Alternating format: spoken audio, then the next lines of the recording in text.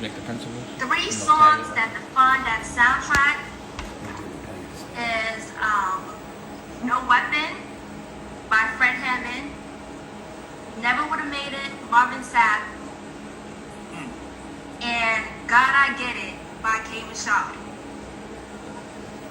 The three songs that I'm currently listening to right now, I'm listening to albums actually.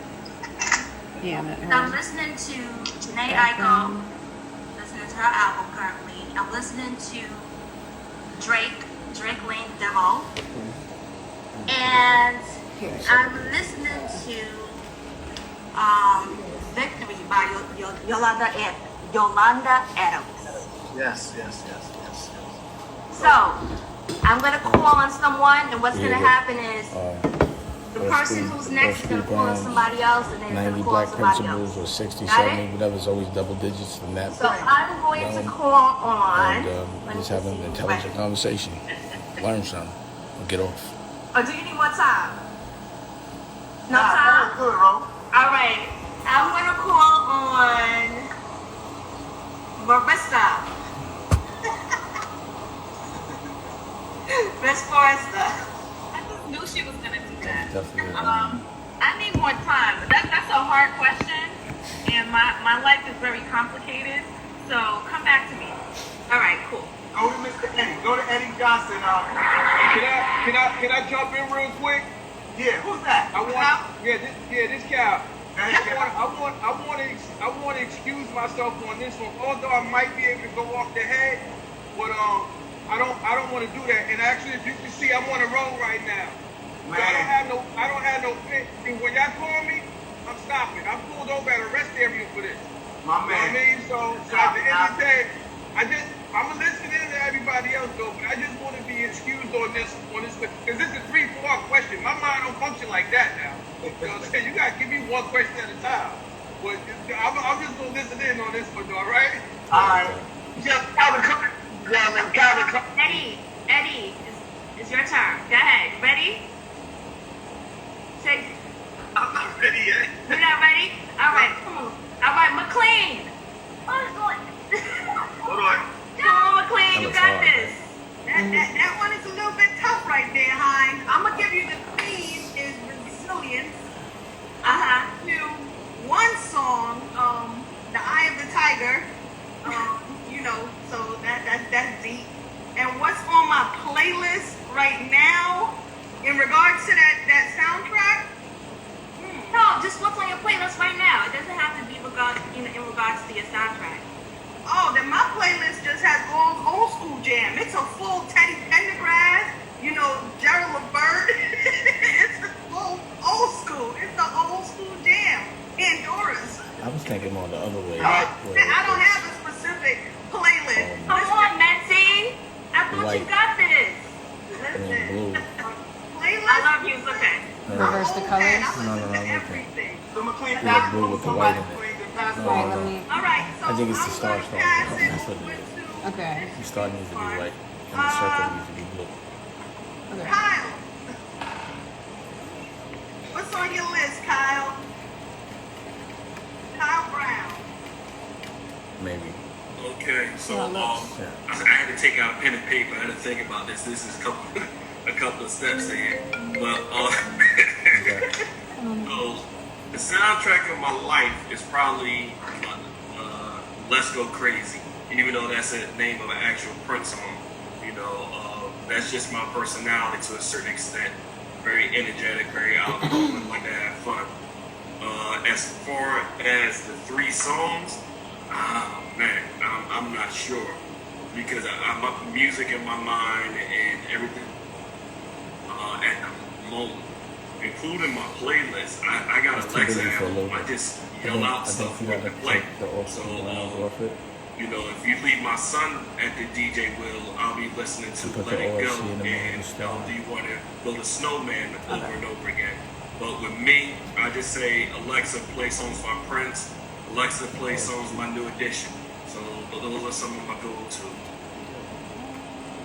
Okay. So I'm gonna put on Dr. Small.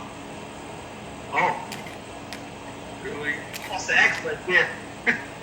All right, listen, my list is a little crazy, so bear with me. I think the theme of my list, I'm a big fan, and because I got a big head, ultralight theme, that's the theme. 3 songs on my playlist right now: Live Your Life, T.I., Drake, Chicago Freestyle, and Maxwell, Whenever, Wherever, Whatever. And the album that I'm listening to today and yesterday is Pretty Girls Like Trap Music by 2 Chainz. Whoop, whoop. So I broke the protocol, y'all. Dr. Small actually our principal. I was his AP, so I had to interrupt him. Okay, Dr. Small, you can call somebody. Big mouth. But I love it though. No. Are you sure you want me to speak now? You don't need my permission. Sir, thank you. All right, so it's not that's not hard for me. I don't remember in what order we asked the questions, but as far as my theme is always I'm every woman. Come on now. Whether you want to sing the Whitney version or all the other versions, it would be that. And I would say those songs that define me are my 2 top favorite songs are Grateful and anything by, why am I forgetting her name? Tremaine Hawkins. Oh, nice. Yeah, so anything to do with that, as far as just Grateful and Changed, those 2 particular songs just speak to my spirit, Keep that speak one to there, my too. life. The off school round. Keep that And there. I like that I one. listen to everything from trap to Let's see this gospel, one. honey, but I'm always listening to some kind of house music. I'm always in my kids' faces. But house music is absolutely my favorite genre, and it could be hot music, it could be Grateful Love, it could be anything. So I have all of those types of songs on my YouTube playlist, but most recently I was just listening to Taylor. But my girl Jill Scott, because I know ladies, I would we're put it going in to the talk later star. about that Jill The Scott OG and in the Erica star, Badu they put the love circle fest that around we it. had this Saturday. Okay, good. Someone calling somebody else. I like that one. I don't know that one. Okay, so this is Yeah. no secret. Where's my big brother Alex? Where you at? If you ain't ready, I gotta go to my protector Moody. I'm ready. All right, let's be clear. So I was saying have this like that and then in the circle. Movie probably be Road to Perdition. For that clean. My soundtrack would be Deep Cover. What's Love Got to Do with It? Probably Move Bitch by Ludacris. I'm gonna design the logo. That's what I'm listening to now. Like, So I'm doing logos while we're doing this class, but I want to design this logo real quick. Young Thugger, and You know, we like to design the logos and we do everything. So whenever we get somebody to do it, we do it. So we sit here, me and Nicolette, and just design.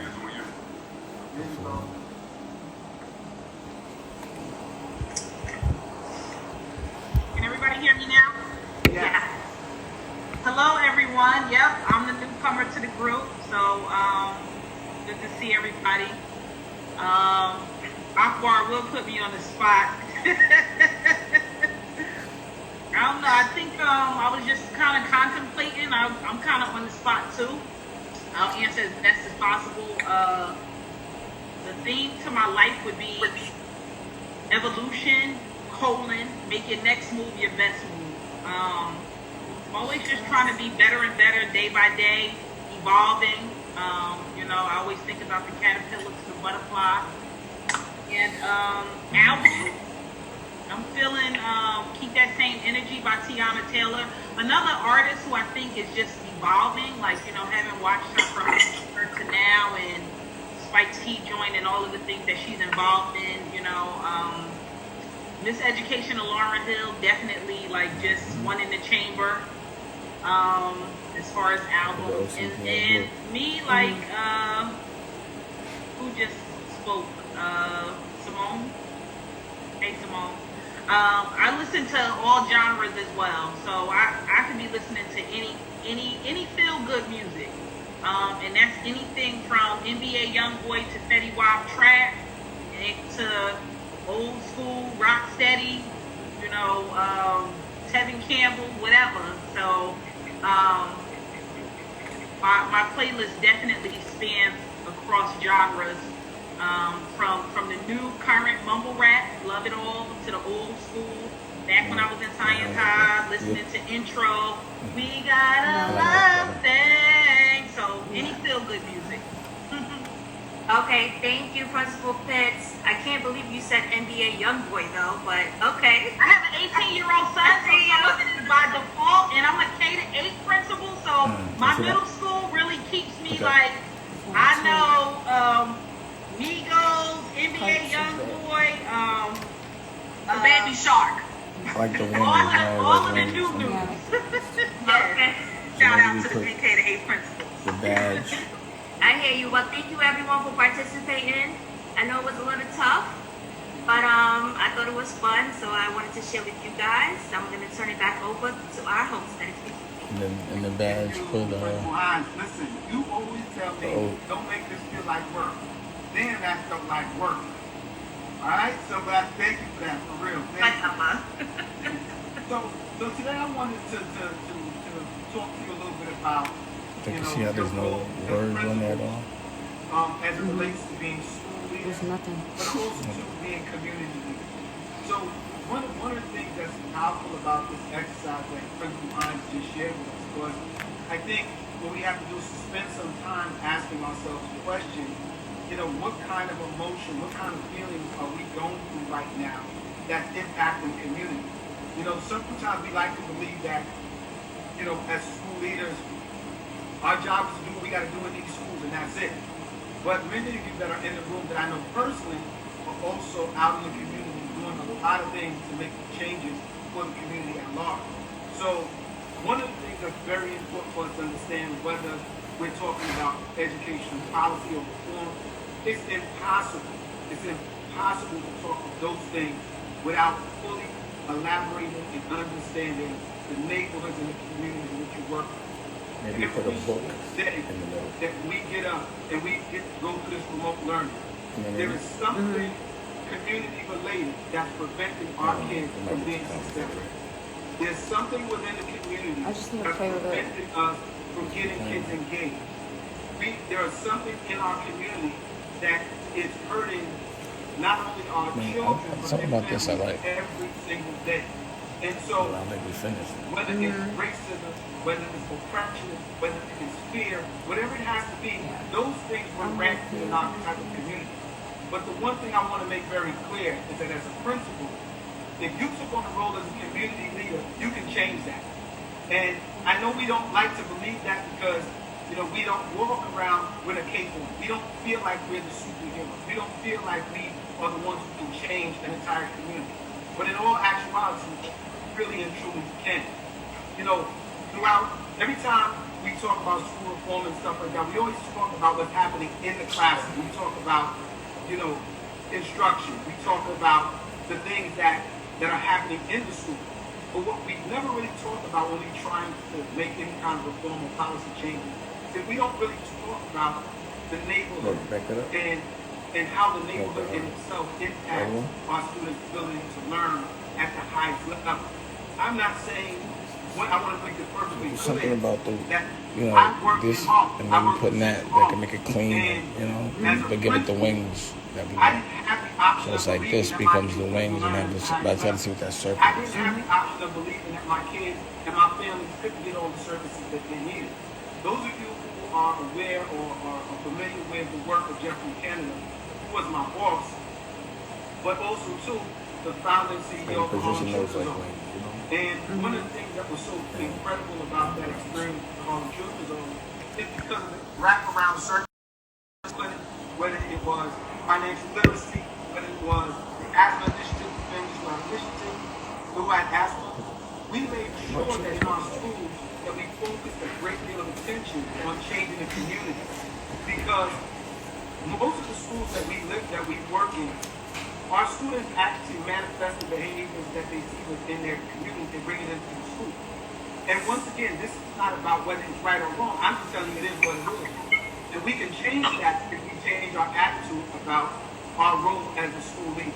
that we can't just continue to get up in the morning and assume that we're just a principal and we're over these 300 kids. No, we're over those kids, their families, and everybody else. So we have to do a more effective job of looking at that stuff holistically. I know that there definitely are a few people in the room who practice this on an ongoing basis, but when Rochelle was talking about the music, the music is very emotional. And, a lot of what you all talked about and who you named as your artists, I see a lot of it reflected in your personality, And what's weird is, when you use Deep Cover as one of yours, my question to you is, what exactly was the reason why you chose Deep Cover? Because I move with the kids. Like I could be at the local block party, so I'm moving in and out of the board of ad meetings, but I'm also on the block with the kids. So I'm deep covered. I'm in there with the suits, but I ain't like them. I'm moving with my community. So one of the things that I want us to think about when we're trying to change things, the way school policy and reforms are done right now, is usually done from a top-down approach. But in the schools, we actually have to look at it a little different. We can't run the schools exclusively the way they tell us to do it from the top down. We literally got to know what's going on in our schools and actually build the community from the bottom all the way to the top.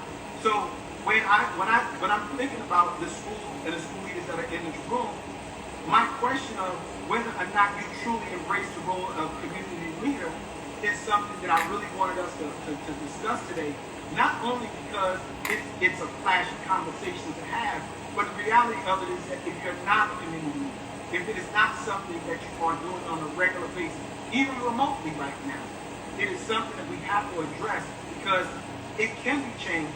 The communities can change. I worked in Harlem, and many people in here, from Ryan Swarzak to Eddie to Naya to other people who work with me in Harlem, they understand how one man's vision, changed the whole complexion of what Central Park looked like. Now, yes, he had a crew of us that helped him, but the reality is it started with that one man and that one vision. So I want to, turn the conversation over to you all just a little bit and talk to me a little bit about your role as not only as a school leader, but what are you doing in your schools? What are you doing in your community to make a difference? Dennis, I think it's an interesting point. So I was a principal in Harlem first. I founded a school in Harlem. And one thing I learned about Harlem, I led an art school. And Harlem had an infrastructure for mental health. If kids knew that they were questioning were they pregnant, they could go to Mount Sinai Adolescent and get support without people calling mommy, daddy, grandma. And so there was this community structure that held up the school. Fast forward to leading a 6 to 12 school in Southeast Queens, where it is barren. Students can go to church. If you question your sexuality, you're going to talk to your pastor, your mama, your grandmama, and so there were no resources. And so this question of, as school leaders, are we community leaders? The answer is yes, whether you choose it or not. For my school, the first thing I had to establish was mental health support. Our kids are suffering. They're trying to figure out adolescent, poverty, the identity. There are all kinds of, and their parents are also suffering, right? Because for Black people, we don't go to counseling. We go to church, right? Or we go to the bottle, or we go to something worse. So what we had to do for Pathways is we have a 12-month family mental health practice in our building, partnered through the New York Health Office in our school, where she can go do family visits and go to homes. Parents can provide their insurance if they have it, and she can have a caseload. And this is a licensed clinical social worker. There's also restorative practices. We took on all of the restorative practices, grades 6 to 12, and teachers. And so really thinking about, as a community leader in Southeast Queens, I had to figure out, how do I educate the whole child? And how do I support them academically, but also the social and emotional learning? Yeah. And so I think you have a valid point, and I learned that from Harlem because there was a community-based infrastructure for us to be able to reach out to organizations and easily bring them to school. Southeast Queens did not have that. Anybody else? Hey guys, how's everyone? I would like to do Hey, circle. so I have kind of a wraparound. We have a health clinic. We're a partnership with a health agency locally. So similar to what Faya was talking about. Is it Faya or Fia? Girl, it is Fia. Fia, all right. I will burn you up. So a lot similar to what Fia was describing. But one of the things that I realized that I needed to do was get people in my building. I kept hearing too much how, oh, your school is so awesome. Nobody really knows about it. My school is sort of a destination. Beaufort is a town. It's not a city. So it's more rural. It's not like cornfields everywhere, rural. But still, it's, you know, kind of like a church, like you said, lots of churches and that type of atmosphere. And so the people who make decisions, the people that people listen to in the greater Beaufort community, I had to get them in my building to see my babies, my boys and girls, and what we're doing and what they can do so that they could believe in my students the way that I do. And so that's been one of the things that I've worked on the most lately. Let's see the OCG and the ones. So one thing to think about is, you know, as Peter said, whether or not we want to be community leaders or not, that's really what we are. And I think one of the first things we do as community leaders, we identify concerns, we identify the problems within our communities and do something about it. And those of us that are in the room right now realize that, like, let's just use the current situation with remote learning. We know that technology is an issue in our community. We know the internet is a problem in our community. But many of us didn't do anything about it in enough time to catch this before it became the pandemic and children went home without these resources. I'm not blaming anybody in the room for it. What I'm pointing out is part of the role of a community leader is to identify the problems and do something about it. If we knew back then, because most of us as principals, let's be honest, teachers don't let kids take computers home. They ain't been letting them take it home. They ain't been letting them take it home or nothing. And now, if they do, they might mute your mic. Mute your mic, whoever. Juanita, mute your mic. So, what I want you all to understand is that as community leaders, we go through most inner city schools throughout this country. And what we're going to recognize is that our children don't have many resources. Inequity isn't a new thing. Lack of resources is not a new thing. Poverty is not a new thing. But I think we're a lot of time talking about it.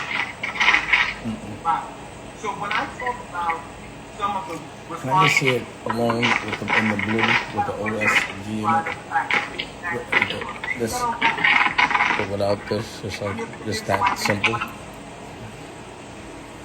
If you identify these problems, then education is now you do something about it. And so I've been in many of your schools, and I can tell you with all certainty that it wasn't a common practice that children take laptops and iPads home on a day-to-day basis. And the reason why I feel we have to talk about that is because if we did those things, then we might have been able to identify the problem with internet. But if they had a problem with using technology with their families at home. Once again, I'm not saying that people haven't done something, but if we're going to make change, we got to identify the problem and do something about it. That's one of the biggest things that we did in Harlem is that we realized that kids weren't coming to school because some of them had to go to the dentist. So what did Jeff decide? All right, let's put a dentist office in the school. We realized that many of our families had issues with health care. So what did Jeff do? He added a health facility in the school. These things are happening every day, and I know that again. I'm referring back to people like Akbar for a reason because there's things that he's doing in his school that I think does align with that, and I think in so many of your schools because as I follow you on social media and things like that, I most certainly see the impact that you all as leaders are having. The one thing I'm asking you all to do now is to once we identify the problem in the community, let's put a plan of action in place to resolve it. Because what I'm going to tell you is poverty looks different in in South Jamaica, Queens, than it does in Jamaica. I'm telling you that poverty looks different in the South Bronx than it does in Harlem right now. So when we talk about poverty and when we talk about those lack of resources, that is still too ambiguous. We got to talk about specifically what's going on in our immediate community and fix those problems versus let's just talk about, our kids are underserved and impoverished. That has a wide range. What does that mean in your city? So I'm going to turn it back over to you guys. Talk to me a little bit about what's going on in your community and how do we plan to fix those issues. This around it? Well, and do one with this, with the wings around it. Hi, this is Mr. Alabi from PS224, under the direction of Ms. Rochelle Hines. One of the issues we had is attendance, right? We had issues with attendance and kids showing up to school. So one of the things we found out trying to raise attendance is trying to actually get in contact with parents, right? If you can't contact parents, you can't get their children to school. We have elementary school kids. So we found out through our blue cards, we know we have blue cards, that a lot of numbers didn't work, right? A lot of numbers don't work, emails don't work, and things are very, you can't really read somehow what people write. A lot of our parents change their numbers. A lot of kids go through. I like that one the best so far. The star, the badge. What we did is we're developing an app. You like that one? Where our parents can stay in contact with us no matter what. Can I say without those two dots though? They're on. So right now it's called My Locker, right? And it's there so our parents can now, if they change numbers, they can download the app and stay in contact with us. So it just got approved in the App Store on Google. Apple's a whole nother story, but it's going to be approved there. But our thing is, we can't speak to the parents if we can't speak to the parents. So we need to keep them in constant contact. So that was one of the issues. Another issue was we saw with Principal Akbar, he installed a washer and dryer to make it more of a community school for us, right? We were doing the same thing, and we installed the hookups for the washer and dryer, but now, because we stopped with school, we can't install the washer and dryer. And now we can't spend the money to get the washer and dryer because they froze the budget. So what Ms. Hines is now trying to find donations for washer and dryer. Can I see that? No, can I see that white and blue reverse with the star? Washed, and they don't have them ready to go to school. So we wanted them to bring it in so we can take care of that need for us. So that's one of the issues we're dealing with at PS224 in East New York in the Pink House. So Alabi, the one thing that I want to point out is that, the blue card issue, and most of you, if you've been in the DOE longer than 5 minutes, you know about the blue cards, right?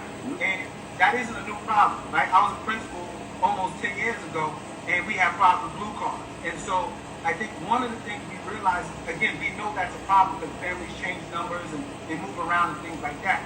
What's imperative, though, is that we put together a task force of attendance workers that every week we might need to go and check those numbers, or every month we might need to go check to see if those numbers are accurate, because this is not a new problem. And what I'm saying is that we consistently go through the same problem over and over and over again because we keep saying there's an issue with the blue card. The issue of the blue card is not a new problem, and I just think we got to now, as a school leader, think about the community. They don't necessarily have working numbers. It's not always because they want to remain anonymous. Some of that stuff is they're in a witness protection situation. They're on a run from. Oh, you like those two knobs right there? Why do you put those two dots? Or they can't afford the bill. Whatever the reason is, but what we can't do is keep saying that it's a blue card issue. And those of you gives it down. I'm asking you. I mean, it's just if you've been in here, like, let me describe it. If you're in a building, like you've been in principal for almost 11 years now. Has this blue card issue been an issue since you started? No, the blue card issue has been the same way since I've been in the Department of Education, way back to when I was a teacher, going over 26 years ago. So it hasn't changed. And which one? Yes. Can I take a side note? I just want to introduce a new person in the room. I'm sorry I'm late, guys. I have running late. So which one you like? Because I called you out, right? I know. I was looking for you. I'm here. Can I just introduce? My girlfriend, Sammy. Sammy, you here, right? Yes. Hello, everyone. Thanks for having me. Sammy is an AD up in Brewster, New York. on the Beacon, sorry, Beacon. these two things on Yes, she's an 8 p.m. shorts Beacon. and That's my girl, hat. Sandy. Say hi, Sandy.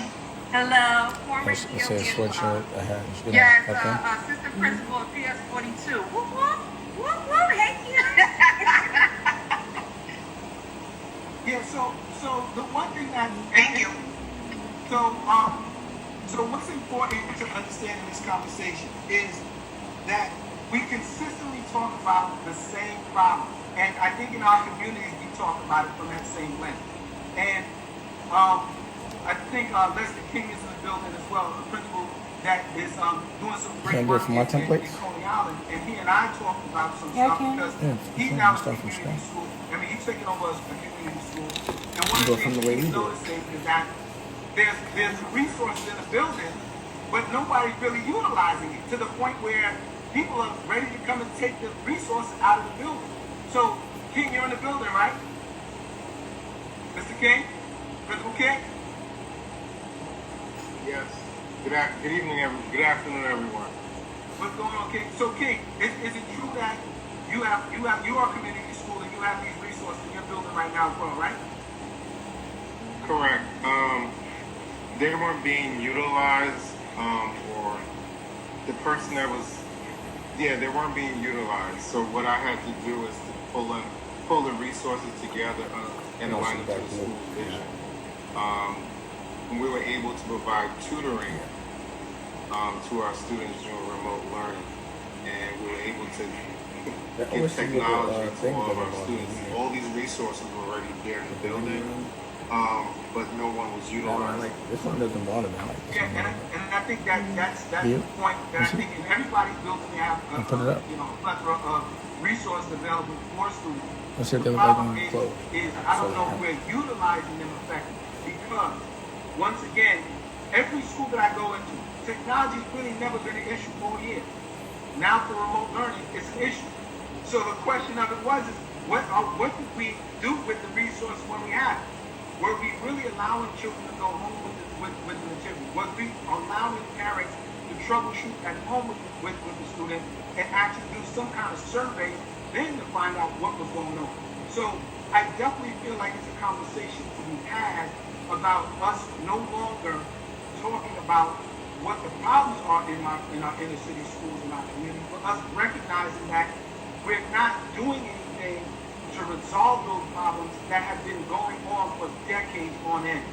So please, again, don't take this as me telling you you're not doing anything. What I'm telling you, we're not doing enough. And until we understand that we run a school within the community and that we are community leaders, I think we're going to continue to bypass some of the ills that are going on in the hood with us. You got what I'm saying? So I think it's important for us to have these discussions on an ongoing basis because I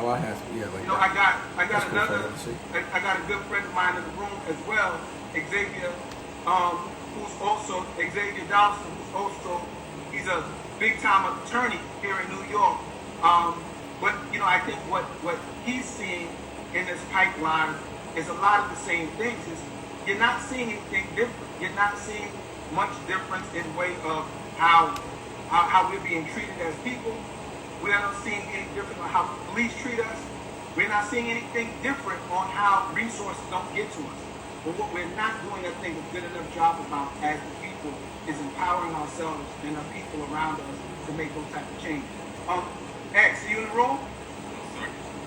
Xavier, you in the room? Yes, sir. Yes, sir. Yes, sir. What's going on, brother? Good to see you. Thanks for coming through, X. Man, it's glad to be here, and I'm loving what I'm hearing. No doubt. So, X, so just give us a quick background of who you are, what you do, and whether or not you see a lot of the same things that you've seen over your entire career as an attorney here in New York. So I am a criminal defense attorney primarily. I was born in Queens. A lot of people don't know that. So I was born in Queens. I then moved to inner city Miami, Liberty City, to public schools down there. And then after that, I actually went to 6th grade, was in South Bronx. A lot of people don't know that either. 5th and 6th grade was in South Bronx.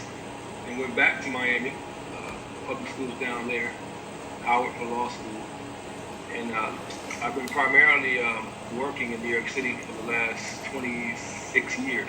Started out as a Bronx prosecutor, and then after that, after 5 or 6 years of that, I've been doing criminal defense practice. So I have seen just about every side of this coin that you all are mentioning. And I mean, I think you hit around the nail. I always say this, and I want to keep saying this. You know, we've been seeing the same thing in both industries for the last 45, 50 years. The issue is creative solutions to these same problems, in my opinion. You know, my biggest thing is I tell people that I represent, if that means I can stop my clients from committing crimes before they see me. As they start with the schools and the neighborhoods and things like that, different kind of programs, a whole changing of mentality. It's a lot to it, but a lot of people ask me, well, what happens if they stop committing crime? That's the problem with me. I'd rather teach do that rather than do what I'm doing, because it's a lot going on out there. We really need to figure out a way to get to these kids before they hire me. That's my goal. How can we get to these kids before they hire me, before the families hire me, before I have to go into counsel them? Be fathers, unfortunately. Fathers sometimes to my clients. So, you know, if there's a way to do that, a way to help do that, then I'm all in. Side note, my father-in-law has a 40,000 square foot building in Harlem that we use as a school as well, as an after-school program. He's had it now for 40 years. It actually has more instruments in it than any public school in the city. And we are developing programs in the school, in the building now, for after-school programs and things like that to try to help kids out, but that's a side note. Good looking, X. I appreciate you for that. And like, you doing? Very small. Right. Yes. I wanted to also, you know, just go back to your question in terms of what are we doing, what can we do as school leaders and as community leaders. But I also want to make the important nuance between what a community is and what a neighborhood is. A lot of us work in neighborhoods. But they're not necessarily communities in the sense that communities not only are people that live there, but they're the people that are also in control of businesses and services there. And that's what makes a community versus you being a resident of a neighborhood, right? And so to that avail, as a principal, particularly in New York, we control a multi-million-dollar budgets, right? And how you think and what's important to you is determine how you contribute to the community. And so for me, I make sure that of the millions of dollars that flow through my hands on an annual basis, that I support local business, number one. I support businesses that look like the children that go to my school, right? Whether it's the uniform makers who's a black couple, whether it's the social emotional support by way of Epiphany Blue, which is a black business, whether it's the arts program that's $100,000 plus a year program that goes to a business that's black owned, so forth and so on. So we have an enormous amount of power that we can leverage by way of spending money to support businesses that look like our children. And so that's always very important. I want to add like something. Addition to that, partnering with the local politicians, right? Whether it's Assembly of Barron, Council of Barron, and so forth and so on. So strong partnerships with the local politicians, and I also have strong partnerships with the local community organizations, whether it be Man Out or so forth and so on. So again, how you leverage your position and really understand the amount of power that you do have by way of partnership and by way of dollars, and you determine whether you're effective as whether you're not just a school leader, but someone who's effective as a community leader. And so to have small by saying this though.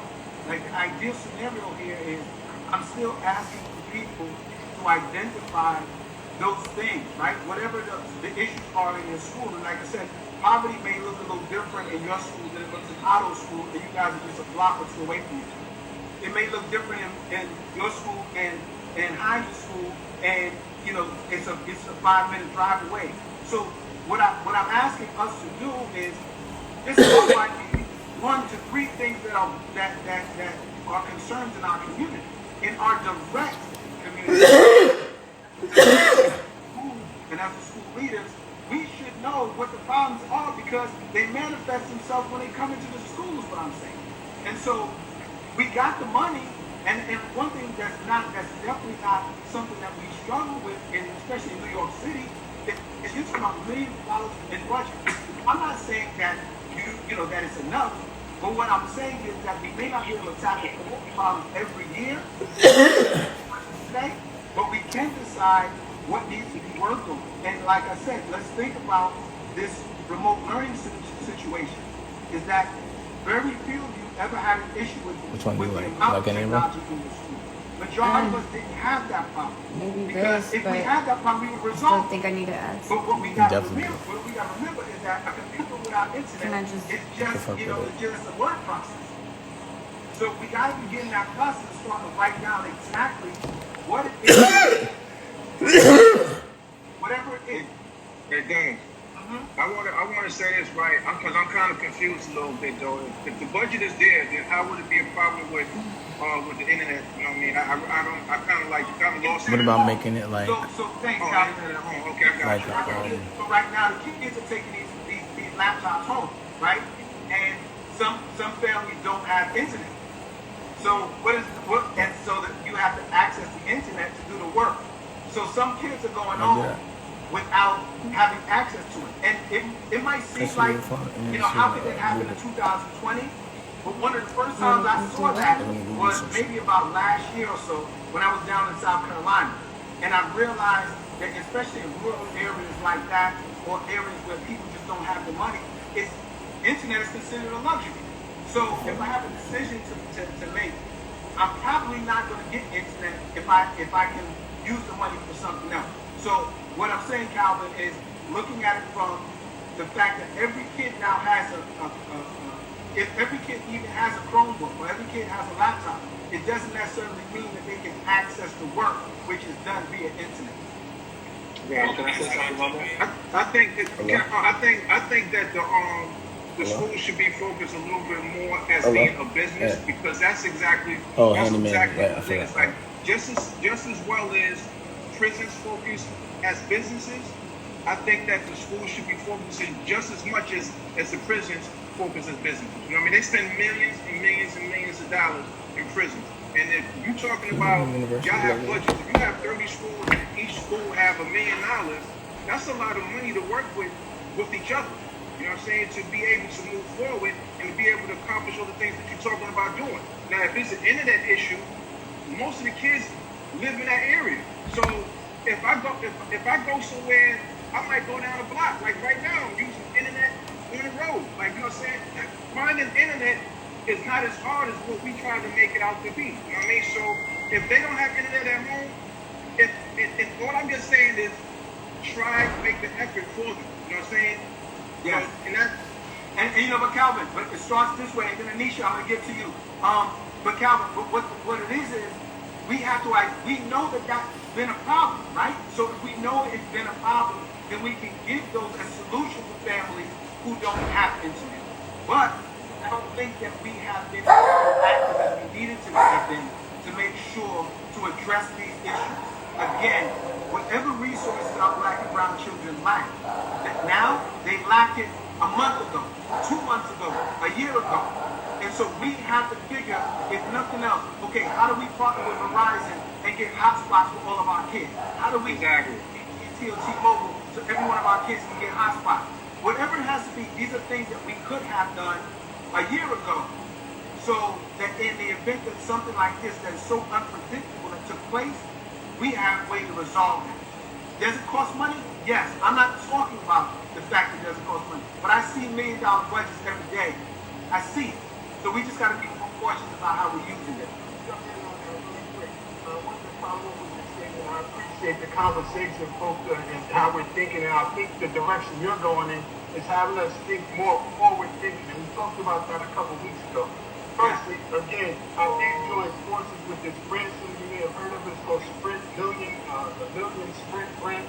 And we provided a phone with internet access to every single student in the school to This was 2 years ago. Not anticipating this, but we had a problem with the students who are failing, and then at the end of 4 years, we're trying to make this cohort trying to get kids to graduate.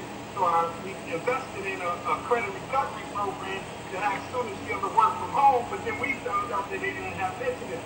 So we did this with the phone. Currently now with the Chromebook, we're having the same problem with the fact that kids don't have internet at home. But like Brother Calvin is saying, that is no excuse when you have a budget. Our town, smaller than most of the New York City schools, $600 million budget, there's no excuse why you can't get internet in everybody's home. So if we have a device, we made a partnership with the phone company and actually Optima, and they sign in internet into the device. As long as they're using the school device, they have internet anywhere. Exactly. So it is possible, but I think the issue that we're having is Can you let me fuck with it? yes, we have places that have the resources, but honestly, we're not connected to our students and our families. They don't feel connected to school, and I know that in elementary school, high school, what have you, we're all from the community. There's some folks and some parents that don't feel connected. So yes, they have issues with changing their numbers, they move, they can't pay their phone bill, all of that. But how about if they're getting assistance every month and they have to have an active phone on file? Those places have an active phone number for those parents. The parents don't really feel connected to us because when we talk to them, we know just how doing my others, and my principal is in the middle of a full rant. I don't know, because I don't know what they've been talking about. All right, let me engage with this one now. Mr. Marvin, your mic is open. Turn your mic off, please. So the reality is, if they feel connected to us after school, if they came, like you said, what you did in Harlem, they came for their basic needs, going to the doctor, going to the dentist, they feel a need for the school, so they're going to have their information online. And if they don't follow through with what you're telling them to do, they can possibly be sent back to their public school or have the situation in New York. But the reality is that if schools have something that they need to live, they're going to come and they're going to abide by some of your expectations. One of our issues is we got to learn that our students in our community don't value education like they should in our line of things. They're not coming for the right reasons. We have to get them in school and almost trick them into performing, because understanding that our kids and our families, they live in 6 and 7 different worlds. The world of education and that teacher in front of them talking to them with respect is not the world they come from. They live in one world at home, they live in another world in the street, they live in a different world when they come to court, in another world when they come to school.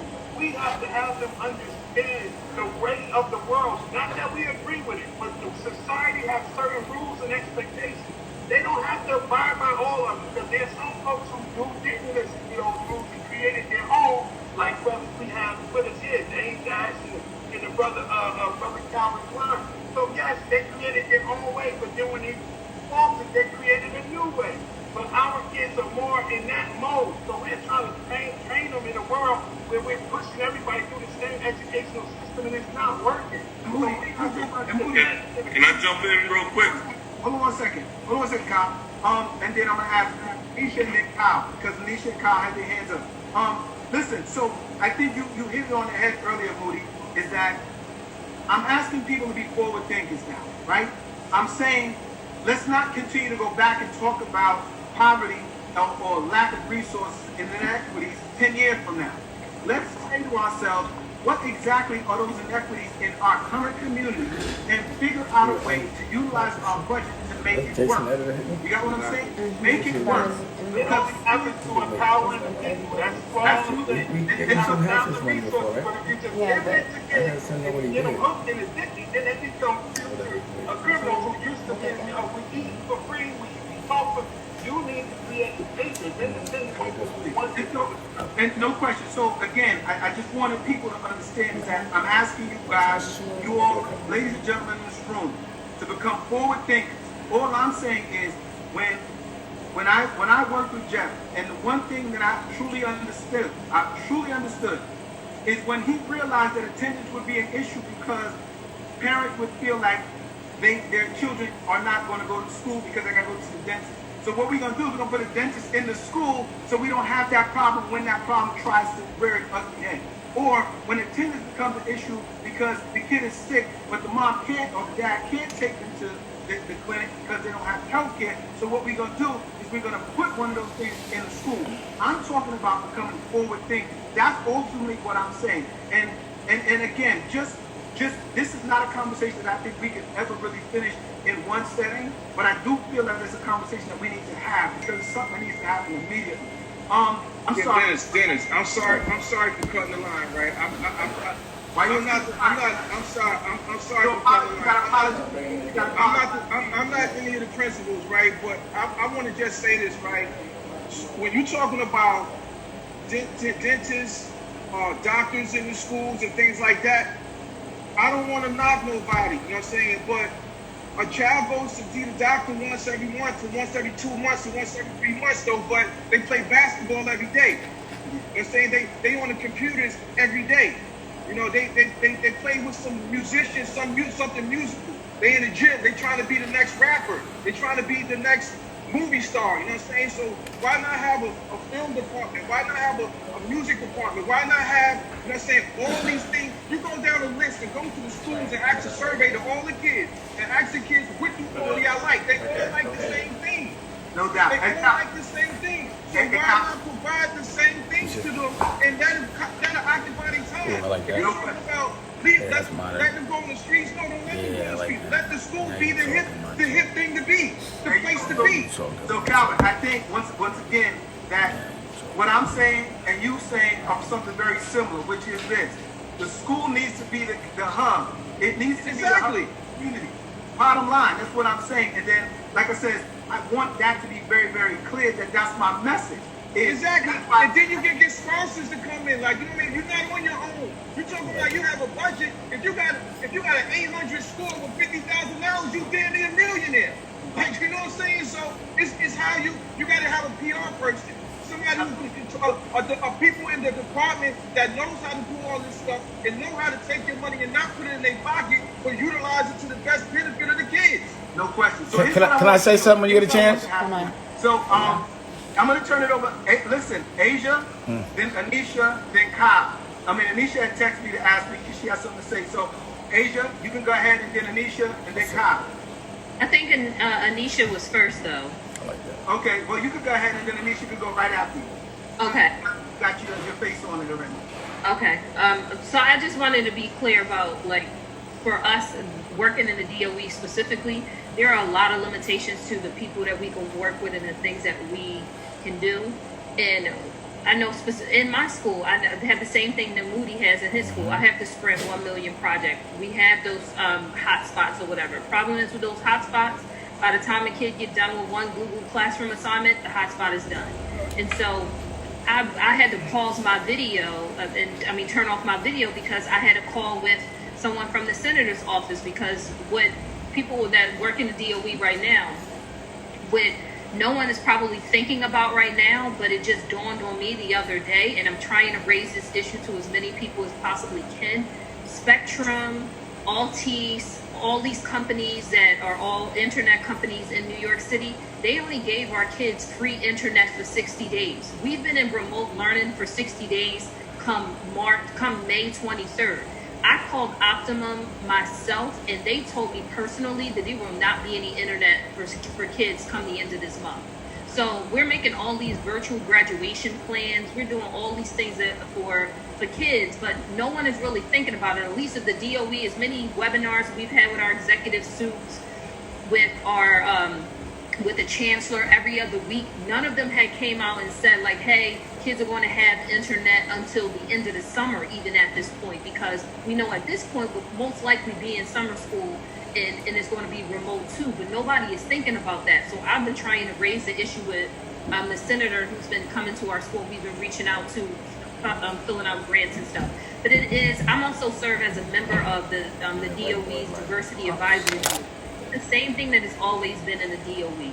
It is an opportunity gap. My son goes to a school on the Lower East Side of Manhattan, and they have a person that works specifically for the school, that their job, their primary job is to find offer. Because everything that y'all mentioned on this call so far, what Jeffrey Kennedy came up with, My school has a health-based clinic. My basketball players don't have to worry about making appointments. They can get their physical on site. The dentist comes. They have a mental health provider. I got a recording studio. I got kids that come in there just to record albums and put it on SoundCloud. All of those things exist in my school, but I still can't get parents to come to my school because I call them and I always say to them every time they walk into my building in 9th grade, don't be a registration and graduation parent. And they think I'm playing. And I'm saying that you're the parent that I see right now because you're registering your kid, but then I won't see you again until graduation. And so we need to really talk about our black and brown families that are only want to be, regardless of what you give them. And I'm a community school too, just like the school in Coney Island, Brooklyn. We give people free stuff all the time. Matter of fact, we sent out 200 food vouchers to families. We had a nerve to have families turn down a $200 food voucher. Send me a damn $200 food voucher. I'll take it. But like it's something about our people that we really need to come to. And I'm new. I've only been a principal in the DOE for like 5 years now. So if y'all have some other advice on what to do, I am in the South Bronx, so I'm very much different from Brooklyn. It is the poorest congressional district in the nation. When you talk about poor, we ain't talking about they come in after Christmas and Easter with sneakers and gifts. They come in the same thing that the way they look right now with no haircuts is the same way they look before first day of school. So I'm definitely interested in hearing anything, but it's an opportunity yet. Put a barbershop in there. Yeah, and Asia, you know there is one in there. I'm dead ass serious. There is a carpentry and electrical program in my school. I'm dead ass. Let's look at it this way, right? So I think rather than look at being able to swallow the entire elephant, right? What you've been able to do by adding these programs being in your school is that you're decreasing the number of families who are no longer engaged.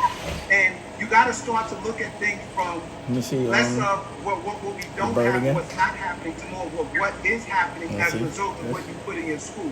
So I don't think that we're ever going to totally get 100% participation in anything. However, what I want to be able to do is to say, first and foremost, Asia, I got to give you props to have those things in your school.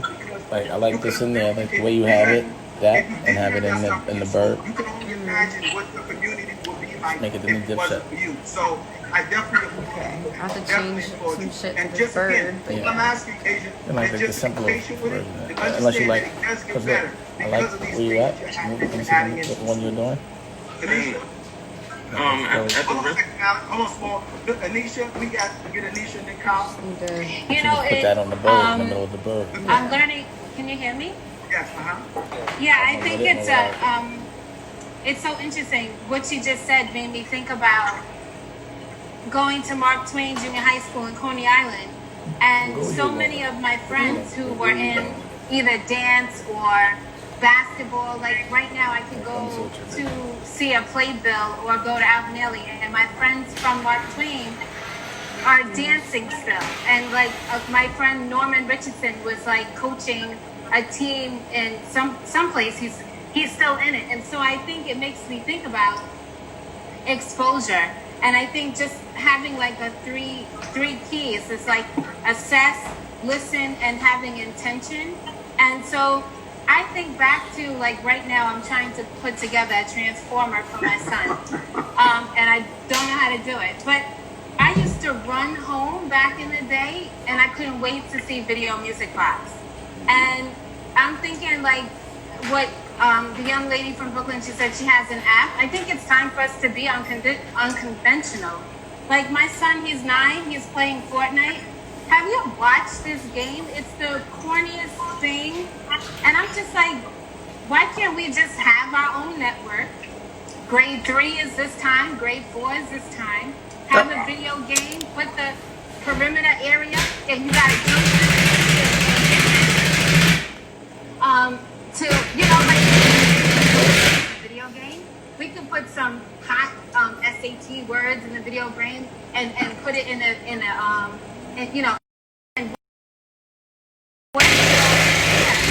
worked as a counselor. I worked in as an assistant principal, and I worked, as a coach as a coach for principal. And so I think the one overarching part across the city is, one, being a real person and someone that people want to connect to. Because if you're whack, nobody's going to want to talk to you, whether you know your stuff or not, right? And so if you're corny, no one's going to rock with you, right? But if we're grabbing the attention of our students, which it sounds like most of us have, then let's go and let's put a soundtrack to this. I just watched Fortnite. I'm just like, we could put this together. I think Travis Scott just had an event, and I'm just like, wow, that was his album release party. That's dope. And now, just like in church, when you get the minds of the youth, you're gonna have the straight fan base for the next 30 years. Can I just say real quick? Go ahead, Dane. Every single thing she's saying is exactly what I'm saying I want to do. I want to take y'all, I want to turn school into a network, I want to make it into programming, the books, the soundtracks. That's exactly what school needs to be. But also, one other thing is, you have to show kids how to make money. They respect whoever's getting money. So if you could just do a business as a curriculum, and they could actually reap a financial benefit from it, that'll keep them coming. So if you could get a kid to make $200 a week from selling whatever, buying something, selling it, marketing it, and it's all legal, that's going to keep them going. And if you can make sure they're getting some fly clothes and whoever's, it's almost like the teachers got to look like the new drug dealers. Y'all got to be cool as the drug dealers. Y'all got to be as fly as the drug dealers. You got to hit them with packs, but they got to come back with some bread. And they have to be legal packs. You just have to find out how to do that. But that's how I looked at it. Like, as a child, I didn't respect my principal because he didn't make more money than me, because I had a better car than him. He couldn't tell me what to do. I had a better car. I had a Max, the Box Max. He had the Honda, and I didn't want to hear it. In high school, I had the 300Z. My girl had a 300Z, Boogie Mother. And, the principal I didn't want to hear it. So you got to be the fly guy, and y'all fly. So I just think y'all got to make the programming and show these kids how to make some business. And y'all got to be the cool as the drug dealers. But you got to present opportunity. We got to be the new lit. You got to be the lit. You got to be the plug. You got to be the plug. Gotta be the plug. Mackenzie, just to piggyback what Anissa says, was we took these Raspberry Pis, these are $25 program machines, and we let the kids create their own Fortnite and Minesweeper and everything. It did $25. Look at that, Raspberry Pi. They were able to start their own programs, and be able to sell those, like Dane said, on the internet and make their own video games. So that right there, I'm telling you, it's the dopest thing. It's $25 Raspberry Pi, and they're able to program and do whatever they want and sell those games on the internet and using Twitch and everything, and being able to sell their own things and put it out there. This is stupid. Hey, Kyle, jump in there, Kyle. Okay. Okay, I want to go back to a couple of different things that people spoke about, and as well as shout out my blood sister Kaylee Brown. She's a supervisor in Newark. She's on here, and Mrs. Ware, who works at my school. I call her my body. She looks out for me and makes sure that school's well without me dropping the ball too much. But as far as the community, I think the key is that we have to have a pulse on what's going on in the community. And you have to, sometimes you get me forward to thinking if you don't have that pulse, because you have to know what's actually wrong in the community and understand. So you have to have a good team around you who kids are feel comfortable talking to. Because if the kids aren't telling your team and not telling you what real problems are, you can't really help your community. We had an issue. I like the way that looks, and because it's simple and it's clear. The internet wasn't a problem with one family that at my school. We provided Chromebooks, we provided Wi-Fi in our city, and this one kid still wasn't coming on. So I'm like, I called the parent, and I'm like, we got Chromebooks. What's the problem? Why are they coming on doing the work? The mom said to me, and I prayed to her for being comfortable enough saying it to me. Said, well, I was told that if something happens to the Chromebook while in my possession, I'm going to have to pay for it. I'm going to have to replace it, just like if something happens to a book in order for my son to graduate. I said, well, yeah, you got to take good care of it or whatever.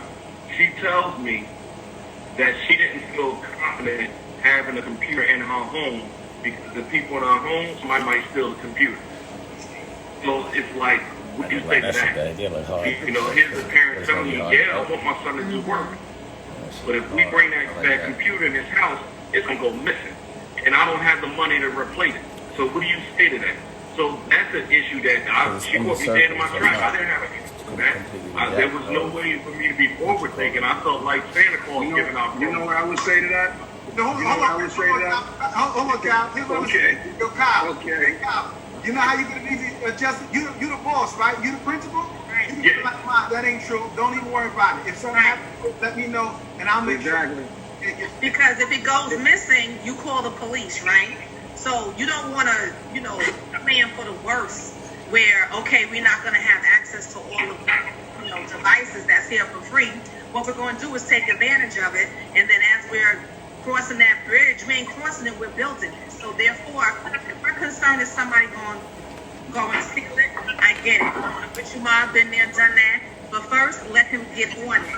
If somebody takes it, the only responsibility you have is to say, sorry, NYPD, somebody took it, and that absolves her the responsibility. That will give her at least some kind of feeling like that, holding that head over. Because it's one thing to, to be a mom, another thing to be a single mom, another thing to be in a home where you don't even feel safe. So there's multiple levels of things that are really happening there. But at least give her a sense of comfort.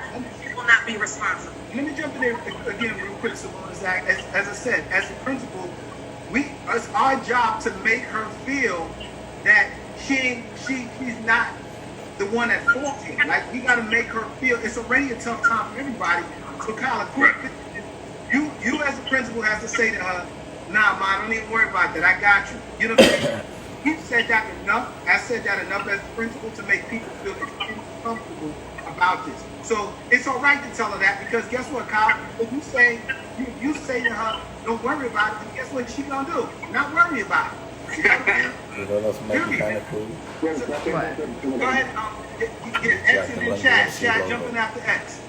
So quickly, that I'm going to get out of here, but thank you all for letting me participate. I don't see that many Black entrepreneurs and education minds in my profession, so it's really good to see that. But quickly, so when I was talking about that father-in-law building in Harlem, I was really impressed about what he did with the building. It's not a school.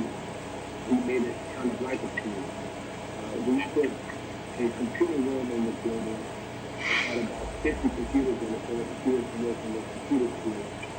Then my wife decided to put a flower shop, a flower business in the building, because people can work in the flower shop and they were selling flowers to them, so they were actually selling flowers and making money.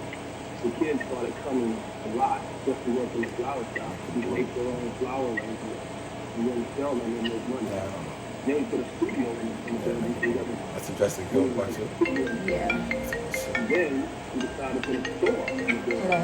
And the kids worked on how to budget the store, stock the store, manage the store. Yeah, I told him. And they learned how to be entrepreneurial. And then we put a dance class in there to have dance. You sure there's nothing in the foundation actually came a I just got the move stuff. business. Unless you're on the street bad for you. 365 days a Unless, okay. Alright, cool. From my point of view, No, there's nothing you used to move in the gym. one of the things that hit me the most in the last 25 years was Pull-up bar? really, probably the most beautiful thing. And while I was talking to him, he looked at me straight in my face and said, if I had somebody like you when I was 15, I would not have been doing The clench machine that you could do pull-ups on the back. What that said to me, again, was that a lot of the kids that do teams don't see enough people like yourself outside of yourself. So you want to do a fantastic job as mentors. But then there's nothing. More people like yourself outside the school, teachers, whatever, who can really take you to script and can do more than yourself. And that kind of an echo to it. I saw the statistics earlier this year about with the Run DMC thing? The young guys look like DMC can only 2 words. That kind of in his book. But do you like that or no? That was really important to me. obviously, I didn't have any black people when I was growing up, people in the public school. So we don't have role models besides you all. You all are doing fantastic, but I think you should not take for granted that we need more of you where you are. So not just in the administrative role, but lined up and talk to other people. A lot of talk to other stuff. Bring in other teachers there so that these kids see put on like a what they white tag can or be. something. And that will help them. That's how we have a tag. So psychology of that. Symbolism is important. That's what we got. Not to make everybody mad, but cross foods and live in and everything else. A lot of it's symbolism, a lot of it's real, a lot of it's symbolism. So it's important to me, from what I'm hearing from my clients, that they just don't see it enough, they're not around it enough. And I tell them to see the most important part about being churches. So you guys keep going, but I just think if you can find some kind of way to get more maybe put that in the circle. It's like, okay. look like yourself and doing what you're doing inside the schools, I think that would help a lot. Good looking, X. Thank you, brother. I appreciate you for that. Hey, chat, jump on in, chat. Let's let chat. What I would say is, just in examining, and first of all, thank you for this opportunity. This is my 5th week here.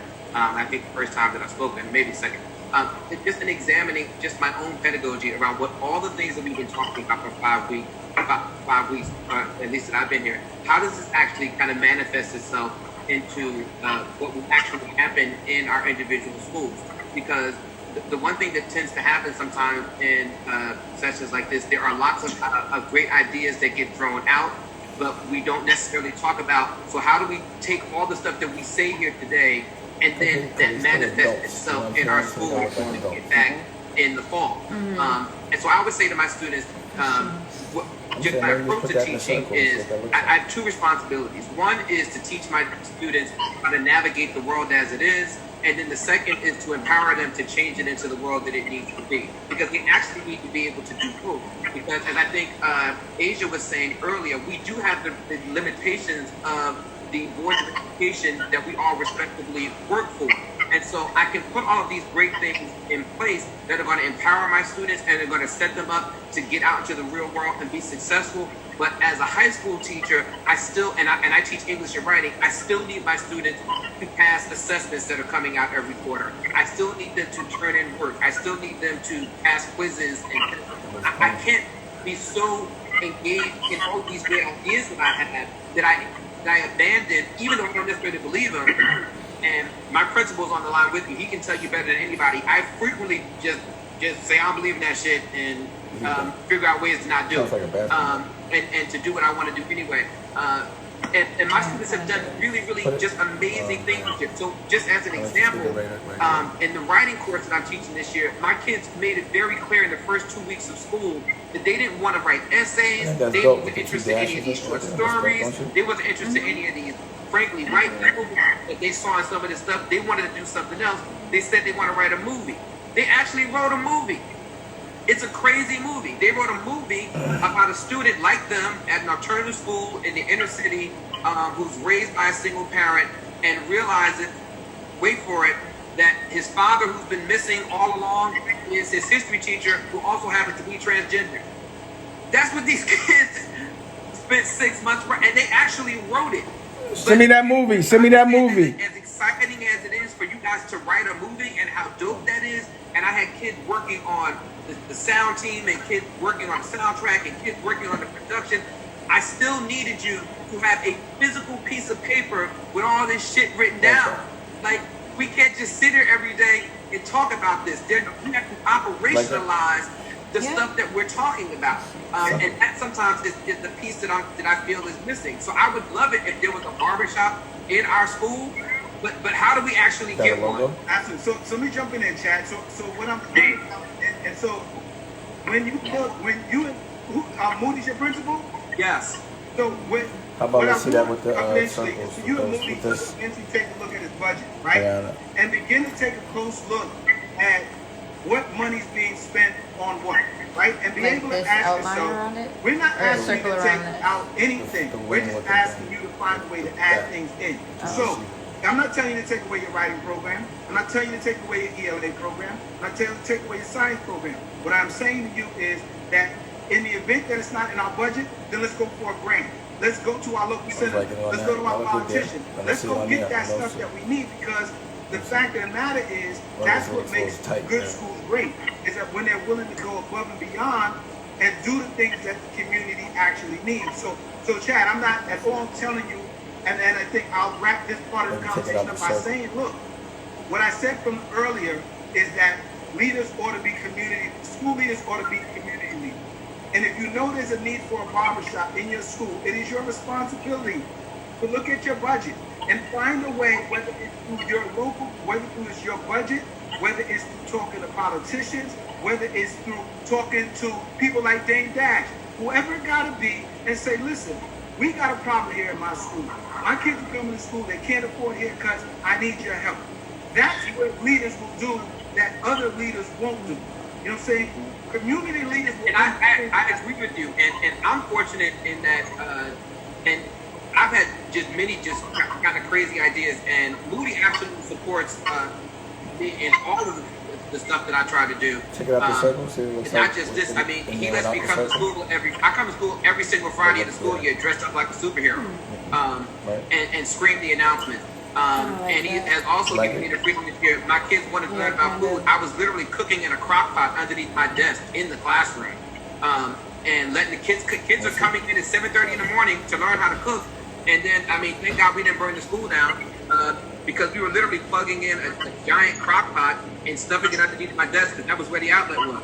So I'm fortunate in that Moody is totally on board. If the idea makes sense and we can figure out how to make it work, he is 100% run with it. But when I talk about operationalizing it, because in our district where we have 30,000 students, it isn't enough for our Moody Academy to do it for the 50 kids we serve.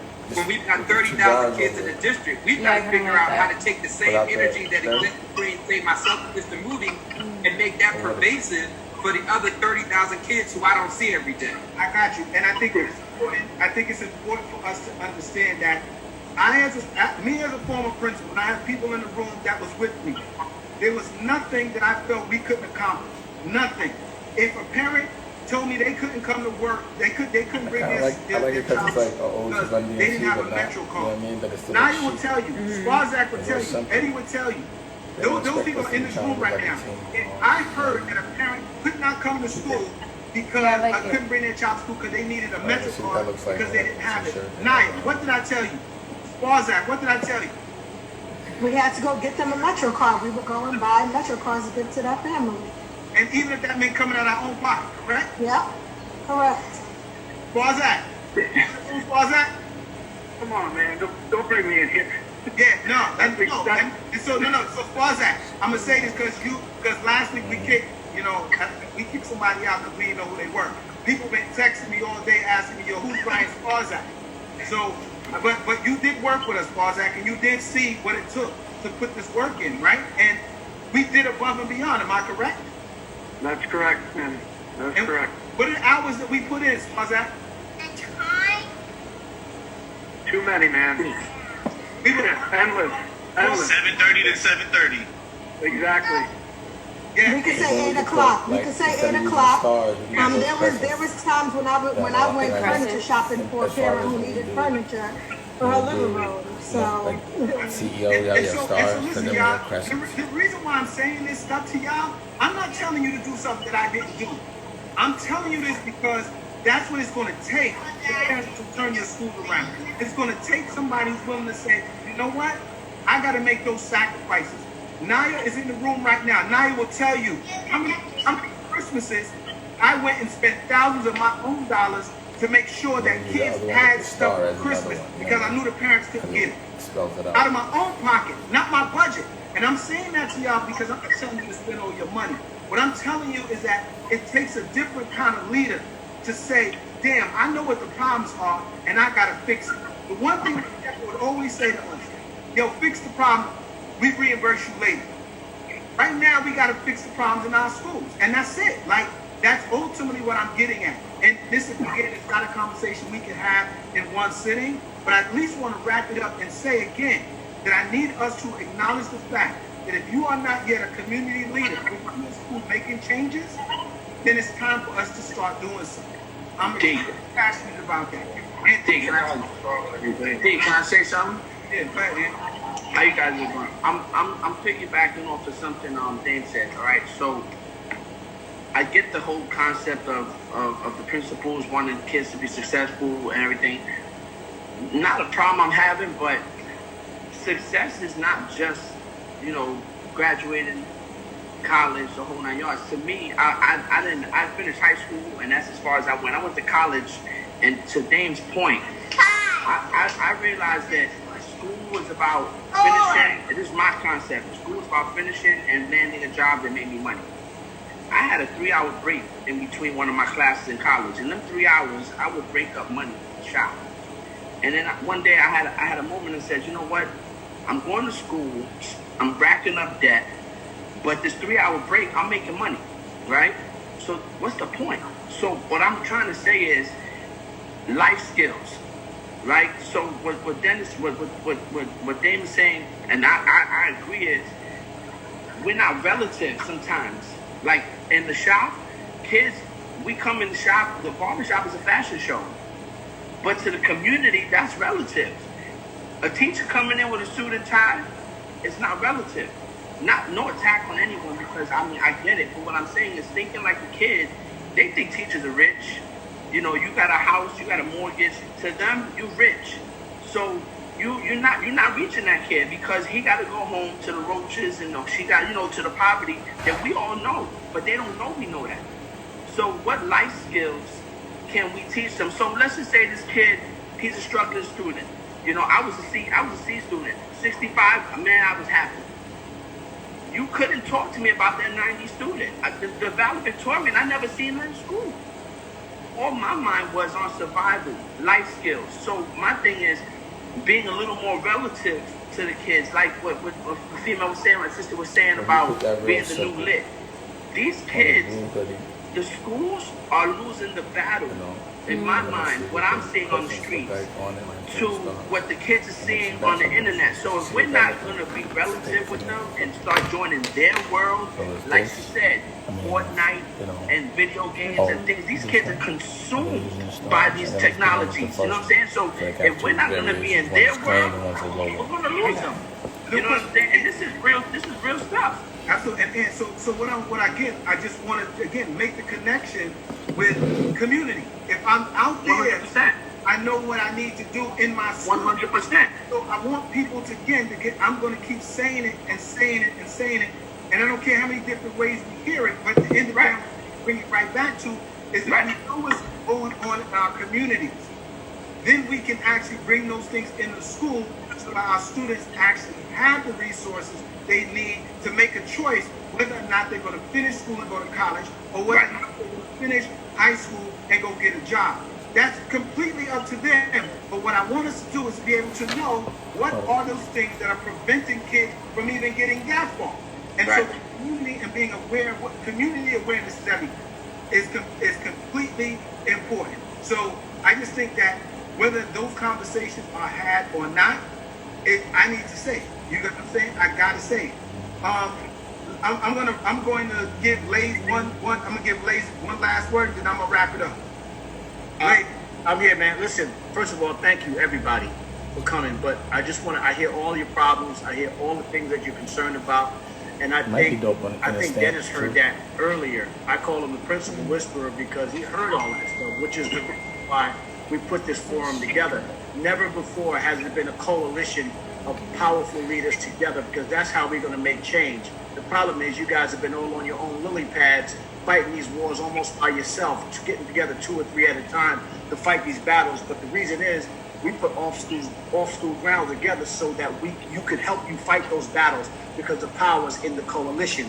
And also, and that wasn't enough, we went and got the brother Dame Dash, who understands how to make business and how to do mogul things and to expose it to the media in certain ways. And we put brothers like Calvin Klein and Big Daddy Kane and Chuck D into your sites.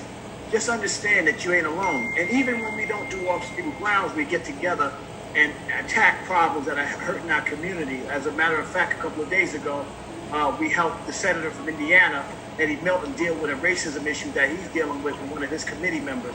This, pardon my language, shit is real. We ain't fucking around. At the end of the day, when it comes down to putting this war down, I know how to put the war down. You guys know how to put the plan together. And between me, Dane, Dennis McKeezy, Dr. Smalls, everybody that's part of this coalition, we're gonna go ahead and get this money and do what we gotta do. When we say get this money, we mean to get this progress. And we're gonna change a lot of thoughts. So please feel free to communicate and just know, man, y'all superheroes. Y'all the Avengers. Y'all the rock stars. That shit is real. We fighting this battle together. So listen, I love everybody. Thank y'all for coming out today. Calvin, salute to you, brother. Yeah, and Damon, thank you. And Dennis, I love you, man. You know what it is, man. I'm about to leave, brother. You know what it is. No question. And yo, listen, and again, I'm going to drive the point home again. Community leadership. That's what this is about. Know what's happening in the community and let's address it. All I'm getting at is that there is no difference in me asking a politician to do something and asking you to do something. At the end of this conversation, it's never going to end without us recognizing that we are the change that we are talking about. We are the change.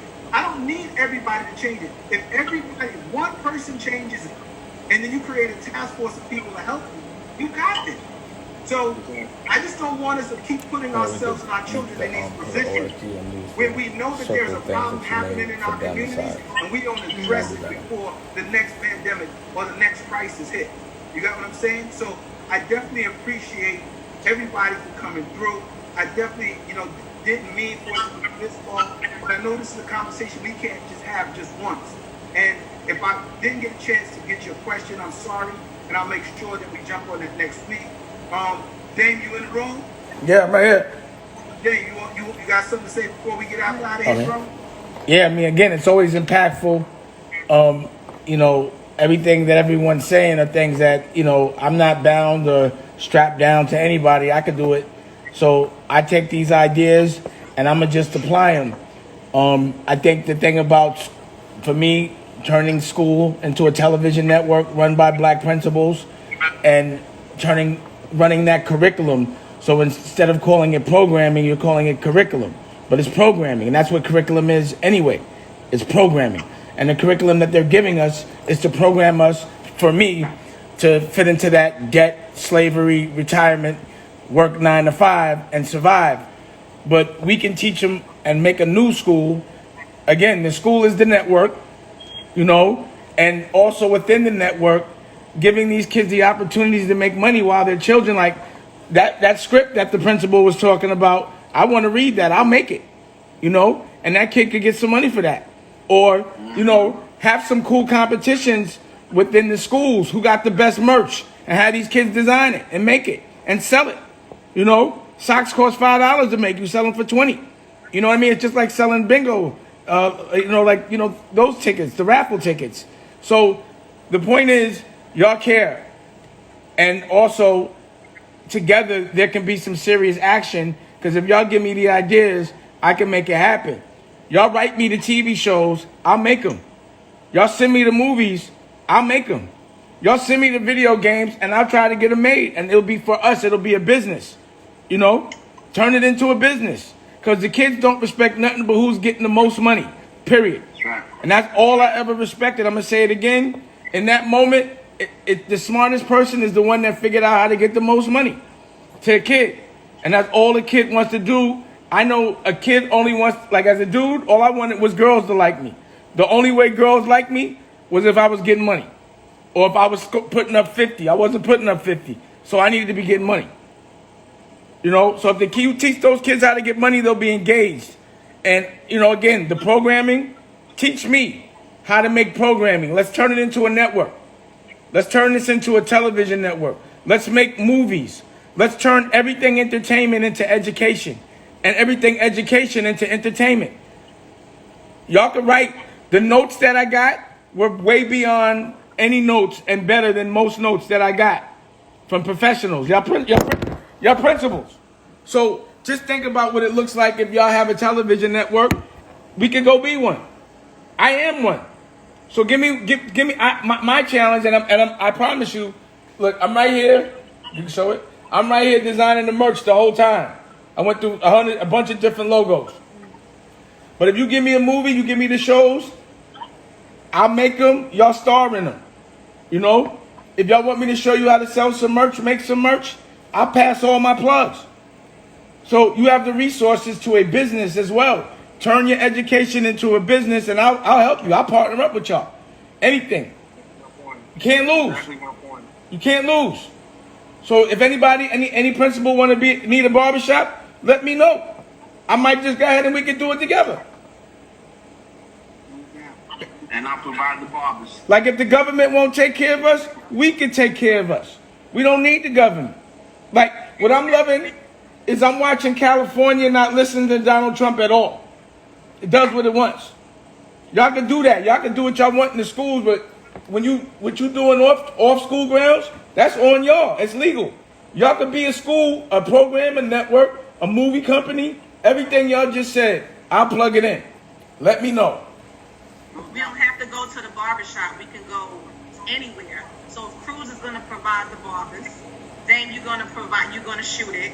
People are going to have a conversation. You have about 2-3 pages of principal locations because we can all customize it based on our particular communities. Because McKenzie said it earlier, the poverty that exists over on Jamaica Ave is different than exists off of Seagirt Boulevard. The poverty that exists in Newark on the west is different than Newark on the east. Poverty is poverty, but if you're saying that you're like, okay, we're gonna now put it together a documentary because we're looking like in the minds of, in the eyes of, and what's real. Because again, vision is 2020, and that's the year that we're in. If anybody else is in here is willing to pull that together, I'm willing to find out the space as long as I make sure I stay on payroll and there's no conflict of interest. I like that big and I'm too. gonna take what Dave said and I'm wrapped up. So what Dave basically said is the same thing that he's been saying. Y'all have the idea, he'll help make that thing work. Y'all all got my email address. Those of you who don't have it yet, in the chat, I've been so that you can put your email. If there's something that you want me to get over to Dane, if there's something you want me to get over to Calvin Klein, if there's something that you want me to get to different people, yo, email me. Email me. Well, I'm still waiting on Anisha to get at me. You know what I'm saying? Exactly. I'm still waiting on Anisha. I'm still waiting on Moody. I'm still waiting on my brother to get at me. Or even in the back. I'm putting them on the spot. You know, because I'm here to serve. No doubt. So I think what I'm going to say in closing, right, that I want us to begin to understand that whatever we decide are the issues in our community, and we're willing to address them, there are people that are willing to help that to come to pass. So just embrace that, y'all. Embrace that. Don't walk out of here feeling like, oh my God, what am I going to do next? Identify the problems in your community and ask, how can I, Dennis, how can you help me to change that? Dennis, who can you get to help me to fix that? That's why I'm here. You know what I'm saying? I'm not just doing the show just to do a show. Like, that was never the intention. I was a former principal. I'm always going to be a principal. So I'm always going to be. But I'm telling you, the success that I've encountered over my years had a lot to do with my mentality of, the community is where I'm supposed to be. That's my heart. My heartbeat is the community. So the moment my community is not functioning, then I stop functioning as the principal.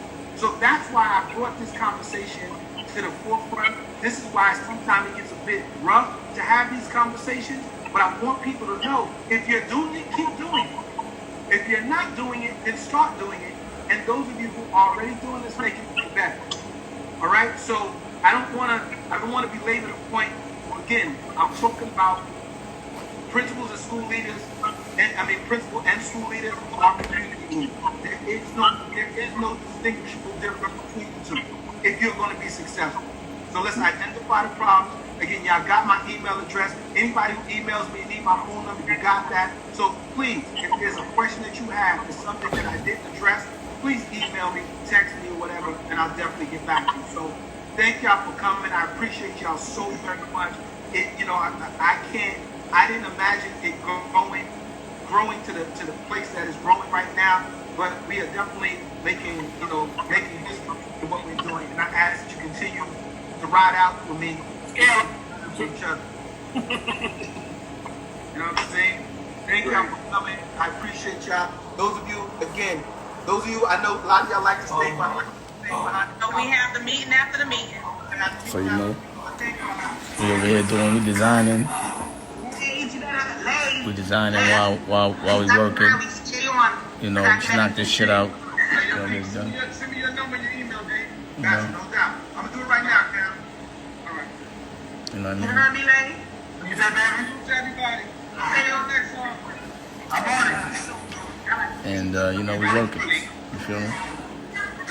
And just get some more people together. You see what you get out of that. You can hear a lot of good ideas. I get a chance to finish telling the rest of that story. People want to do.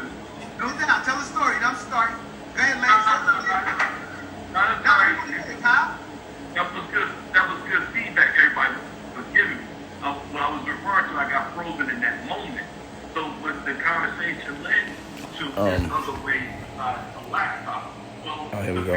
Hey, I'm gonna call y'all back. I'm gonna get back with y'all. So I'm like, well, you can get on Google Classroom.